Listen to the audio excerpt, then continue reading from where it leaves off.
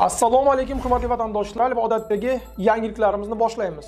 Boshlashdan oldin katta iltimos, meni ko'rayotgan bo'lsangiz, podpiskani bosinglar. Podpiska bizning kanalimizga rivojlanishiga juda ham yordam beradi. Iltimos, shuni bosib qo'yinglar. Moskva hamda Moskva oblasti va Sankt-Peterburgdagi hamyurtlarimizga 10 yillik stajiga ega ishonchli dokument xizmatlarini taklif qilamiz. Registratsiya va uni продление qilish, трудовой договор, уведомление, spravkalar, проверка bazalar xizmatlari mavjud. Muhim eslatma, Amina ilovasi to'liq ishlamaganligi sababli registratsiya qilmaganlar zudlik bilan ushbu xizmatdan foydalaning. Hoziroq ekrandagi raqamlarga qo'ng'iroq qiling yoki WhatsAppdan yozing. Diqqat, tezkor xabar. Suveren O'zbekistonning mavjudligini qabul qilib bo'lmaydi. Aleksandr Dugin. Assalomu alaykum qadrli mehmon, videodan to'liq xabardor bo'lish uchun videoga like va podpiska tugmalarini bosa qo'ying. Rus dunyosi g'oyasining asosiy mafkurachisi hamda Kremlga yaqin ko'riladigan filosof sobiq SSR mustamlakalardan jumladan Markaziy Osiyo davlatlari suverenitetini inkor qildi. Uning fikricha, Rossiya bu mamlakatlarni nazoratga olishi kerak. Yoki ular bizning yagona ittifoqdoshimiz tarkibiga kiradi, yoki AQSh va Yevropa ittifoqi uchun plastarmga aylanadi, degan Dugin. Avvalroq rossiyalik targ'ibotchi Vladimir Savolyov Markaziy Osiyoda va Armanistonda ham Ukrainadagi kabi maxsus harbiy amaliyot o'tkazish mumkinligini aytganda, Rossiya TV matbuot kotibi Mariya Zakharova esa uning tahdidlarini shaxsiy fikr sifatida ifodaladi. Rossiyadagi migrantlarni men bu yerdan ketishni chaqirdim, qaytishni emas. O'zbekistonga qaytish masalasi bugungi kunda men boya so'zimni boshida aytib o'tganimdek ish bilan ta'minlash masalasida o'zimizga xos masalalarimiz bor. Lekin o'zbek fuqarosi, o'zbek ishchisi shunaqa mehnatkash, intizomli va tartibli ishchiki, bugun mana sobiq Sovet o'lkalari bo'lsin, Sharqiy Yevropa davlatlari bo'lsin, hatto mana Skandinaviya davlatlari bo'lsin, arab davlatlari bo'lsin, o'zbek mehnat kuchiga zarurat bor ekanligini ta'kidlab o'tishyapti. Va biz bu imkoniyatlardan to'g'ri foydalanishimiz kerak. Rossiyadagi agar mana shu kamsitishlar ommaviy xarakter oladigan bo'lsa, albatta u yerda hech kim o'zini bexatar qilib ishlash kerak emas. Chunki Rossiyada oladigan oylikdan yaxshiroq oylik olish mumkin bo'lgan imkoniyatlar ko'paydi bugun. Va o'zbek o'g'loni, o'zbek fuqarosi birinchi o'rinda, albatta davlat orqasida turadi har biri, lekin birinchi o'rinda o'zini g'ururi, o'zini qadri bilan unga nisbatan kamsitish munosabati bo'layotgan joyda ishlamasligi kerak. Shu sababli men ularni u yerdan ketishni va davlatimiz bugungi kunda yaratayotgan boshqa imkoniyatlardan foydalanishni chaqirib qoldim. Demak, mana shu Skandinaviya o'lkalari, bugun Shvetsiya, Norvegiya, Daniya davlatlari o'zbek muhojirlarga qattiq qiziqish bildiryapti. Yoki bo'lmasa o'sha Pribaltika davlatlari, Boltiqbo'yi davlatlarida bugun mehnat muhojirlariga katta zarurat bor. Masalan, sotsialistik lager davlatlari, oldingi Polsha, Ruminiya kabi davlatlarda juda katta bozorlar bor. Hatto Yevropaning o'zida, masalan, Avstriya, Germaniya mana hamshiralarimizga qancha ishtiyoq bildirishyapti. Bularning hammasi juda katta mehnat bozori. Va o'zbek ishchisi bugun ularning malakasiga tayyorlanib, mana shu bozorlardagi imkoniyatlardan keng foydalanishi mumkin. Aynan shu sababli men ularni Rossiyadan O'zbekistonga qaytinglar degan ma'noda chaqirib berganim yo'q. Meni chaqirig'im Rossiyada o'zinglarni kamsitirib qo'ymaydi. Ketinglar u yerdan. Sizlarni mehnatinglarni qadriga yetishsin kerak bo'lsa. Sizlarni boshqa joylarda katta oyliklar bilan kutishyapti degan chaqiriq edi bu.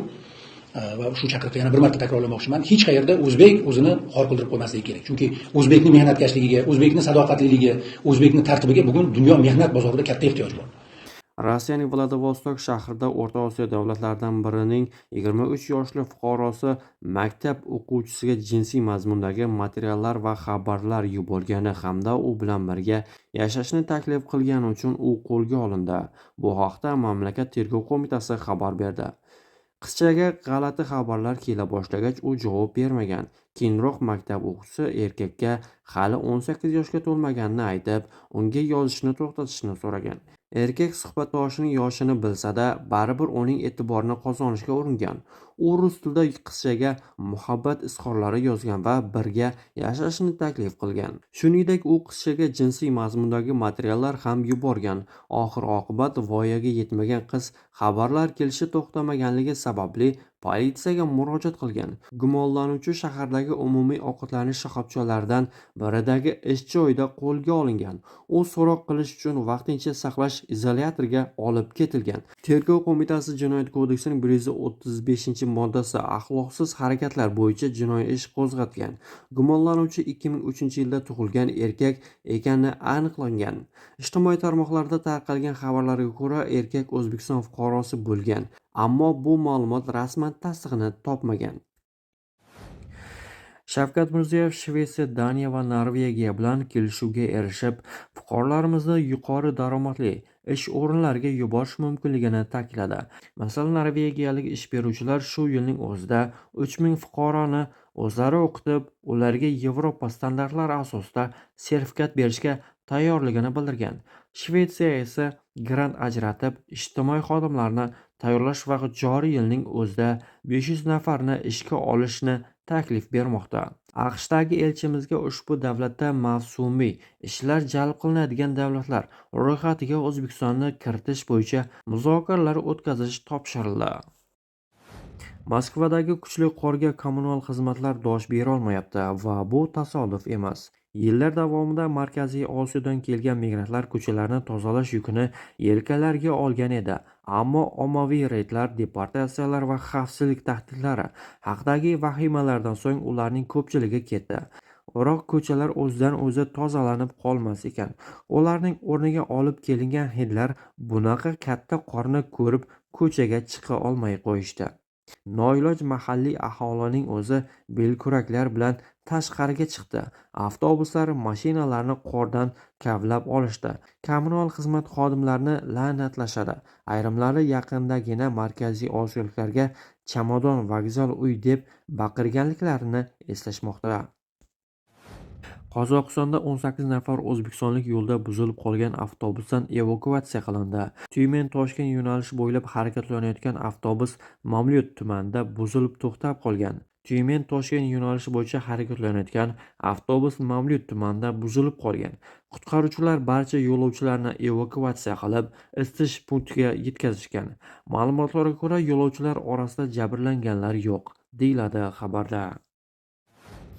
Qozog'iston havo hududida O'zbekiston va Rossiya aviakompaniyalariga tegishli yo'lovchi samolyotlari ishtirokida jiddiy aviatsion favqulodda holat yuz berdi. Bu haqda Qozog'iston Respublikasi Transport hodisalari va favqulodda vaziyatlarni tekshirish departamenti izohiga tayanib, Kazinform agentligi xabar berdi.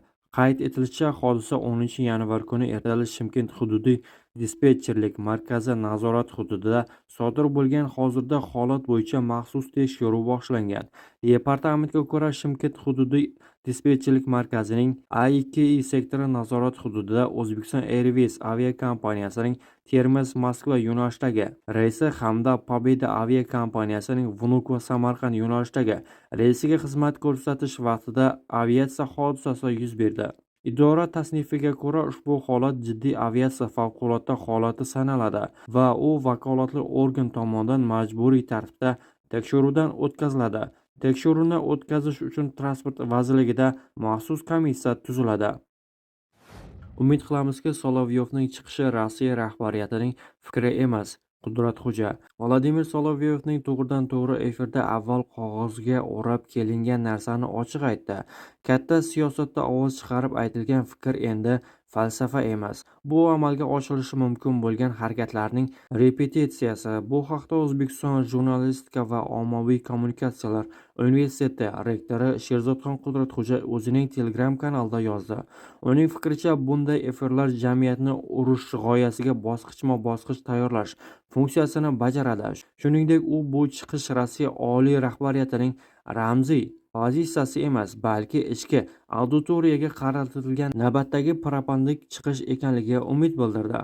U so'zini davom ettirar ekan, Solovyovga shunchaki bulbul kabi baland ovozda jozibali sayrashi mumkin, lekin u har doim ham o'z so'zining oqibati uchun javob bermasligini aytgan.